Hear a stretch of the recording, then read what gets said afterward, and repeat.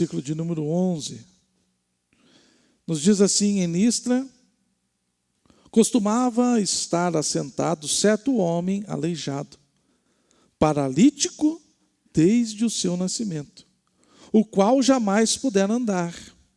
Este homem ouviu falar Paulo, que fixando nele os olhos e vendo que possuía fé para ser curado, disse-lhe em alta voz: apruma-te direito sobre os pés. E ele saltou e andava. Quando as multidões viram o que Paulo fizera, gritaram em língua licaônica, dizendo: os deuses em forma de homens baixaram até nós. Amém. Você pode se assentar. Irmãos, esse texto aqui, bem conhecido,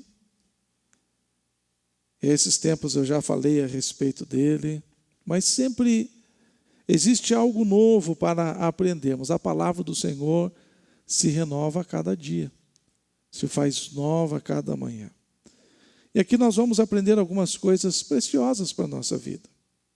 Quando nós nos reunimos num culto como este, o primeiro objetivo é adorarmos a Deus, louvarmos ao Senhor, alegrarmos o nosso Deus, porque a palavra do Senhor diz que a alegria do Senhor é a nossa força. Então nós somos fortalecidos enquanto estamos adorando, glorificando, exaltando ao Senhor, alegrando o coração do Senhor. Mas também nós nos reunimos num lugar, num culto, numa noite como esta, para aprendermos lições com a palavra do Senhor. A estrutura do culto, a liturgia do culto não é algo aleatório, construído de qualquer maneira, mas, segundo um padrão bíblico, nós apresentamos o nosso culto ao Senhor. A palavra diz que nós devemos entrar na presença do Senhor com cânticos, com louvores, com exaltação, com júbilo, harpas, saltérios, pandeiros, louvando ao Senhor. O entrar na presença do Senhor não é que a gente não esteja na presença do Senhor, mas é que é um momento especial de oferecermos um culto ao Senhor. O entrar é nesse sentido. Nós vamos criar um ambiente diferenciado, porque a gente pode cantar no ônibus, a gente pode cantar no mercado, a gente pode cantar no calçadão, a gente pode orar aonde estiver, a gente pode exaltar o Senhor, mas é diferente quando nós nos reunimos. Hoje se diz assim: nós somos a igreja. Não, nós somos morada do Espírito Santo. E igreja somos quando estamos reunidos. Um sozinho não é uma igreja, porque é um povo, é corpo. Um dedinho não é corpo, é parte do corpo. Uma mão, um braço, uma orelha não é o corpo, é parte do corpo. Então a liturgia do culto é: nós cantamos, e o louvor é poderoso. O louvor é muito mais poderoso do que uma mensagem. A gente pode pregar aqui 30 minutos, 40 minutos, e ser difícil tocar na mente e o coração de alguém, mas o louvor pode ter 3 minutos de duração. A gente canta e a melodia, a letra, a harmonia entra na nossa alma, no nosso coração, e a gente é edificado. Então a liturgia é esta: nós cantamos, adoramos ao Senhor. Depois que o coração já está preparado, quebrantado na presença do Senhor, nós recebemos a preciosa palavra. É como o agricultor que lavra, trabalha a terra, e depois a terra estar preparada, aí sim ele vai lançar a semente. E o próprio Jesus nos ensinou, certa feita, ele contou a parábola do semeador e disse que um homem saiu a semear e jogou a semente de qualquer jeito. Uma semente caiu à beira da estrada, outra semente caiu no terreno rochoso, outra semente caiu no meio dos espinhos, e só uma parte da semente caiu em terra boa, preparada, que estava já pronta.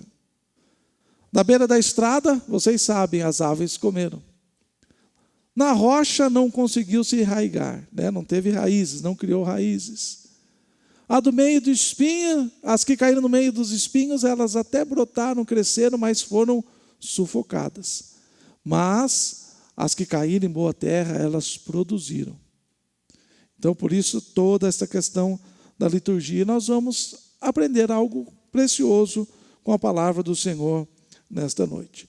No versículo 8, o primeiro versículo que nós lemos, diz assim, que costumava estar assentado ali um homem paralítico desde o seu nascimento.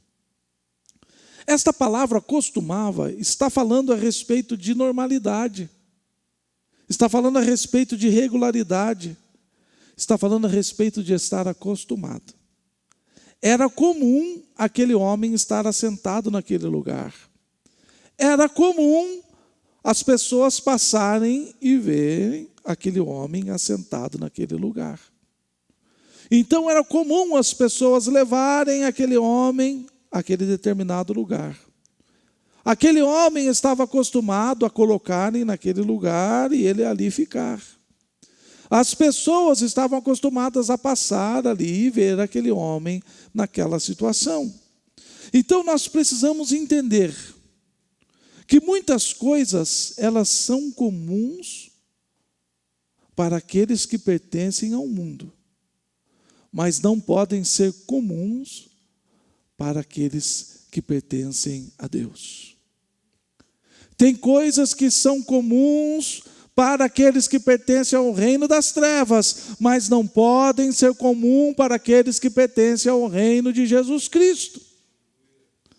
Então nós precisamos entender estas circunstâncias. O povo do mundo está acostumado a viver na crise. O povo do mundo é acostumado a viver em angústia. O povo do mundo é acostumado a viver em aflição. O povo do mundo é acostumado a viver em angústias. O povo do mundo é acostumado a viver debaixo de opressão maligna. O povo do mundo é acostumado a viver preso, amarrado, acorrentado nos vícios. Mas isto não pode ser comum para aquele que teme e serve ao Senhor. E é interessante que a gente vai conversar, a gente vai evangelizar. A irmã Zélia, que está junto aí com o presbítero Wilson, né, fazendo as campanhas nas casas. Como as pessoas se acostumam com a vida miserável que vivem. Como as pessoas se acostumam a estar possuídas por espíritos malignos. Como as pessoas se acostumam a estar debaixo de opressão maligna. Como as pessoas se acostumam a viver debaixo de um jugo terrível de Satanás. Brigas, desentendimentos, confusões na casa, crises financeiras, e as pessoas estão... É normal, é comum. Esses dias eu estava conversando com a Denise, numa situação bem crítica. Que a gente que está na igreja, a gente jamais imagina que o ser humano poderia chegar numa situação como essa. Eu não posso dizer aqui o que é, mas é uma situação bem crítica. Eu conversando com a Denise, dizendo como é que uma pessoa se acostuma a viver numa situação desta. O diabo deitando e rolando na casa, no casamento, na família, nas finanças, e para a pessoa está tudo bem. Para a pessoa está tudo ok. Não, não tem o que fazer, é assim mesmo. Tem o que fazer. Tem solução, tem jeito. Então, irmãos, o texto está dizendo que aquele homem estava acostumado a ser colocado e a ficar naquele lugar, sem poder andar, estava ali mendigando. Não significa que o cristão não passe por lutas e provações. O próprio Jesus nos disse, vocês vão ter aflição no mundo. Vocês vão passar por momentos de adversidades. Mas o cristão, ele não pode aceitar esta situação. Por isso que eu sempre venho pregando e dizendo, o cristão, ele pode até passar, mas ele sabe que aquilo ali é uma temporada, aquilo ali é uma estação da sua vida. Aquilo ali é só um período de luta, de provação, de adversidade. O choro pode durar até uma noite toda, mas a alegria vem pela manhã. Então esta deve ser a esperança. Então nós podemos passar por crises financeiras, crises psicológicas, crise sentimental, emocional, crises conjugais, nós podemos enfrentar crises. Mas o crente não pode achar que não, é isso aí mesmo. está tudo ok, a vida é assim. Eu acho que Deus me chamou para viver nessa situação, eu acho que Deus não quer me livrar dessa situação. Nós não podemos nos acostumar. O cristão, ele não pode se prostrar diante do problema. O cristão não pode se prostrar diante da adversidade. O cristão não pode se prostrar diante do ataque do inimigo. O cristão não pode se acostumar. Quem sabe hoje você esteja enfrentando uma crise. Quem sabe hoje você esteja passando por um período de incerteza. Quem sabe hoje você olhe ao redor e as circunstâncias da sua vida, o momento que você está vivendo não seja favorável. Quem sabe não saiu conforme o planejado, conforme você queria. Quem sabe você lutou durante todo o ano e dizendo quando passar a metade do ano, as coisas vão estar encaminhadas na minha vida, e não estão. Quem sabe seja esta a situação. Quem sabe você conheça muitas pessoas que estão passando por aflições. Pessoas que estão enfrentando vícios, problemas no casamento, problemas profissionais, enfrentando problemas financeiros. Quem sabe você conhece pessoas que estão enfrentando problemas espirituais, crise na fé. Quem sabe seja esta a situação.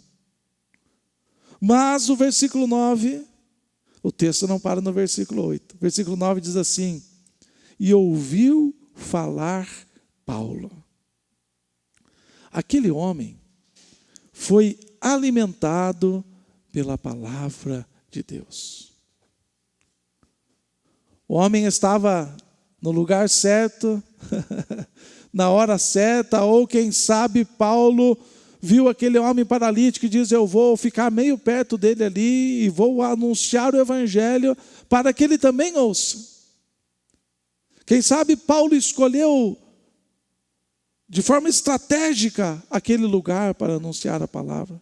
Mas o fato é que a Bíblia diz que aquele homem, mesmo numa situação miserável, mesmo humanamente sem solução para o seu problema, a Bíblia diz que ele era paralítico desde o seu nascimento. Aquele homem jamais pudera andar. Ele não sabia o que era aprumar-se sobre os pés. Ele não sabia o que era correr com os amigos. Ele não sabia o que era brincar com os vizinhos. Ele não sabia o que era ter uma infância, uma adolescência. Aquele homem estava numa situação miserável, mas mesmo naquela situação, ele começou a prestar atenção no que Paulo estava dizendo. Ele começou a ouvir, e o texto diz que ouviu falar Paulo. Aquele homem foi alimentado pela palavra de Deus. E a palavra de Deus é a palavra da fé. Enquanto Paulo falava, quem sabe Paulo não estava falando sobre milagres, quem sabe Paulo, na sua eloquência e na sua sabedoria, estava explanando a respeito do evangelho, quem sabe estava contando a história do nascimento de Jesus e contando a genealogia para que os judeus pudessem entender e compreender, aqueles judeus que estavam ali na plateia. Quem sabe Paulo estava discorrendo a respeito da natureza de Jesus Cristo. Não sabemos o que Paulo estava pregando, mas aquele homem estava ouvindo. E a palavra do Senhor foi alimentando a fé daquele homem. Por isso eu sempre digo, irmãos, nós temos que nos alimentar da palavra do Senhor. É em casa, no carro, no trabalho, na igreja. Não importa quem está pregando. Não importa se a pessoa é um pouco mais eloquente, se a pessoa fala com um pouco mais de dificuldade, se a pessoa tem uma técnica melhor ou não de oratória, ou se fala mais simples, se é a palavra do Senhor que está sendo ministrada. Eu sempre digo que no meio teológico a gente diz que o sermão pode às vezes não funcionar, mas a mensagem sempre vai ser boa. Às vezes o sermão que a gente faz é ruim, a gente erra na estrutura, a gente se embaralha, mas a mensagem sempre será boa, porque a mensagem é a palavra do Senhor. Então nós devemos estar atentos a cada palavra. Nós temos que estar atentos quando o hino, quando o corinho, quando o louvor está rodando, seja no rádio, eu ia falar CD, mas não existe mais CD, né? No pendrive, na playlist, a gente tem que estar atento, porque a palavra do Senhor nos alimenta. A palavra do Senhor, ela é poderosa para alimentar a nossa fé. Agora eu quero te dizer uma coisa, a palavra que você ouve, ou as palavras que você ouve, podem alimentar o seu medo ou podem alimentar a sua fé. Eu preguei aqui, não sei se foi na quinta passada ou no domingo, sobre que no mundo há muitas vozes. E a voz que você decide acreditar, ela vai alimentar ou o seu medo ou alimentar a sua fé. Lembra de uma passagem em que Jesus estava próximo a Jericó e o cego ouviu que Jesus passava e começou a gritar: Jesus, filho de Davi, tem misericórdia de mim. O povo, cala a boca, fica quieto. Você acha que Jesus vai parar para dar atenção ao mendigo na beira do caminho? Esses dias atrás aqui foi pregado sobre Jairo. Jairo dizendo: Senhor Jesus, vai à minha casa, a minha filha está terrivelmente enferma. E chegaram dizendo: Jairo, não incomodes mais o mestre. Não tem mais jeito, a tua filha já morreu. Então a voz que a gente decide acreditar vai alimentar o nosso medo ou vai alimentar a nossa fé? E nós decidimos. Pode ser o noticiário, você liga a TV, você liga o noticiário, liga o rádio, está dizendo: olha, o mundo está indo de mal a pior, a economia está indo de mal a pior. Você pode agarrar aquela palavra e ficar com medo da situação. Quem sabe algum familiar teu dizendo: desista disso, não tem mais jeito, não tem mais solução. Desista desta pessoa, desista desta situação, desista deste projeto. Para isso não existe cura. Ontem, estava em Curitiba com o pastor Fausto, e daí ele gosta de um cafezinho, né? Ele foi tomar um café. Estava ali no balcão tomando um café, e o garçom perguntou para ele: o senhor quer café com açúcar ou com adoçante? E ele disse assim: açúcar, porque eu já fui diabético, mas Jesus me curou, hoje eu não sou mais. Então a voz que nós decidimos acreditar, o médico sempre diz, os médicos dizem: não existe cura para o diabetes. Uma vez diabético, você está condenado. Não tem reversão. As vozes que a gente decide acreditar. Quem sabe seja um colega de trabalho que esteja com vozes alimentando o seu medo. Quem sabe seja o próprio inimigo, falando no seu ouvido, no seu pensamento, ou usando pessoas para trazerem palavras para alimentar o seu medo e não alimentar a sua fé. São instrumentos para roubarem a sua fé e te manter prostrado diante do seu problema, diante da sua adversidade, diante da sua doença, diante da sua enfermidade. Mas assim como o paralítico ouviu a palavra de Deus e teve a sua fé alimentada, hoje a palavra de Deus chega à sua mente, a palavra de Deus chega ao seu coração para alimentar a sua fé, através da palavra do Todo-Poderoso.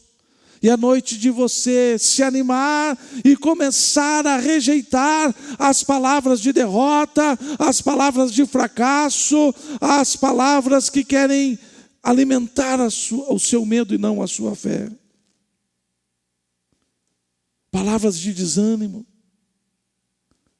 É noite de nós rejeitarmos essas palavras Porque a palavra da fé está sendo liberada sobre a nossa vida nesta noite. Assim como aquele paralítico ouviu Paulo, ouviu as palavras de Paulo, e a sua fé foi alimentada nesta noite, estamos ouvindo não a palavra do pastor Hudson, mas estamos ouvindo a palavra do Deus Todo-Poderoso, e esta palavra é poderosa para alimentar a nossa fé. Versículo 11. Quando as multidões viram, irmãos, todos viram a mudança, a transformação ocorrida no corpo daquele homem. Todo mundo conhecia. Assim como a gente que anda mais recorrentemente no calçadão, a gente conhece ali o pessoal que vende. Tem o pessoal que vende alho, tem o pessoal que vende artesanato, a gente passa e conhece. Tem uns meio doidão que andam por ali, a gente conhece, né? Todo mundo conhecia aquele homem. Todo mundo conhecia e sabia que era paralítico, que aquele nunca tinha podido andar. E de repente Paulo está olhando para aquele homem e vendo que possuía fé para ser curado, dizendo: olha, eu estou te ordenando, apruma-te sobre os pés. E aquele que era paralítico saltou de um salto só e foi curado, recebeu um milagre.